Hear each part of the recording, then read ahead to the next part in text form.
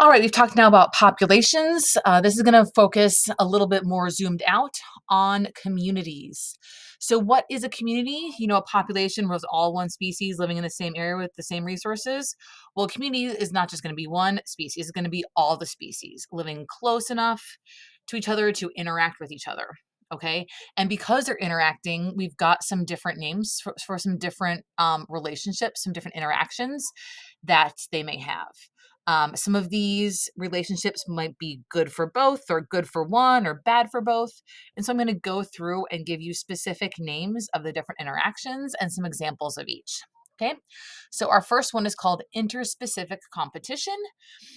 This is going to be a minus minus interaction, which means it's detrimental to both species here. So to be clear, there's two different species competing with each other. And because they are, both of them are negatively impacted. So an example are lions and hyenas. They live in the same area. They hunt for the same prey. So obviously they're in direct competition for food. And so the presence of the other makes it hard for the other. You know what I mean? So this is a minus minus, and this is interspecific competition. Then we've got predation. This is going to be a plus minus, right? Positive for the predator, minus for the prey. Pretty straightforward there. Another example of a plus minus, very similar, would be herbivory, right? So this is eating plants. This is going to be positive for the thing doing the eating and negative for the plant or algae that's being eaten, right? Another plus minus interaction that we have is parasitism. Okay, so this is where one thing is getting nourishment from its host, which is harmed, not always killed, but harmed in the process, at least, right? Mosquitoes and ticks are ones for humans. Here are some other ones. Look at that bug living in a fish mouth. Gross. Um, and so this is another example of a plus minus interaction. Um, Here we have mutualism, and this is where both species benefit. Okay, so here's the hummingbird and a flower. Hummingbird benefits because it gets the nectar. The flower benefits because when the hummingbird visits other flowers, then it ends up doing its pollination for it. With the clownfish and the anemone, this one ends up being helpful because the clownfish live in the anemone, and it's very safe because the anemone stingers keep other fish out. And how it's beneficial for the anemone is that the presence of the clownfish can kind of lure other fish closer to it. And if they get close enough, the anemone can sting that fish, and then actually eat it, kind of digest it. The clownfish have a cool secretion on their scales that make them immune to the stinging. And then we've got commensalism, and this is where like one species benefits, but the other doesn't really matter.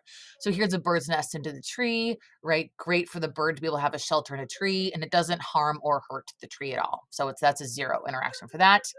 Um, right down here, we have some sharks and these little fish, where the little fish get protection from the shark from other predators, but it doesn't really matter to the shark at all. These little fish swim next to it. This is not their food. So that's why it's a plus zero. And again, here for this is a whale with some barnacles. It doesn't hurt the whale at all, but the barnacles get a free ride and get to move through the water and get to feed through the whale moving throughout the water. Okay.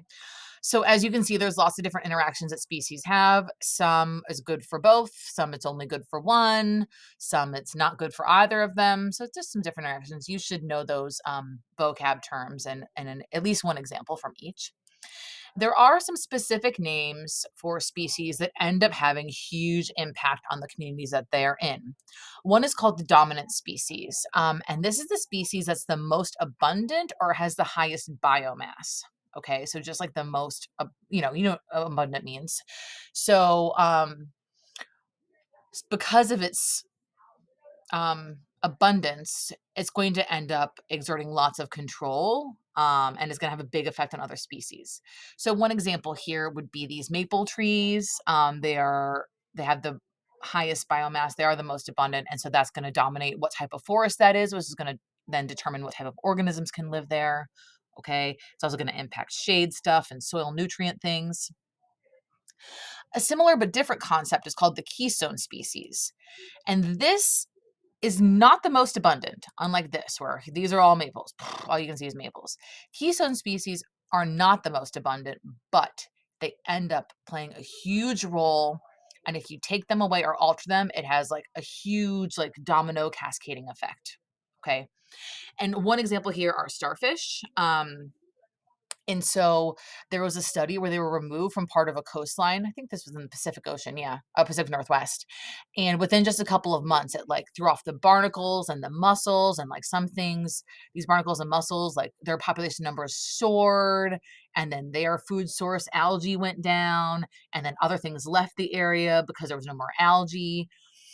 And the biodiversity plummeted. So there used to be 15 species there, and it went down to 8 by just removing the one starfish. Okay. So this can be, in this case, this is an animal. It can be a plant too, or some kind of microorganism. But again, they're not the most abundant, but they end up having a disproportionate effect when something gets changed with them. Okay, so let's talk about what are some changes that can happen in a community. Okay, we call these disturbances. Some of these disturbances can be man-made and some are natural.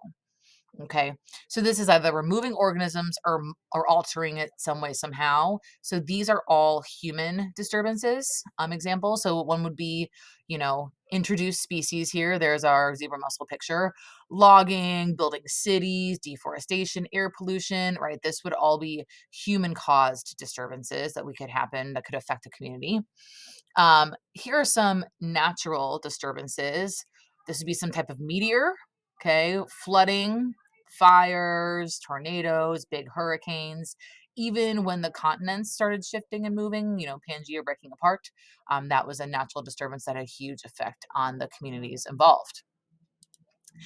After a disturbance happens, plants and animals will come back to the area, and this process is called succession. So, for example, in the case of like a fire, a lot of this is going to be completely wiped clear. And so when we look at succession, it's where different species start coming back in like a very specific progression.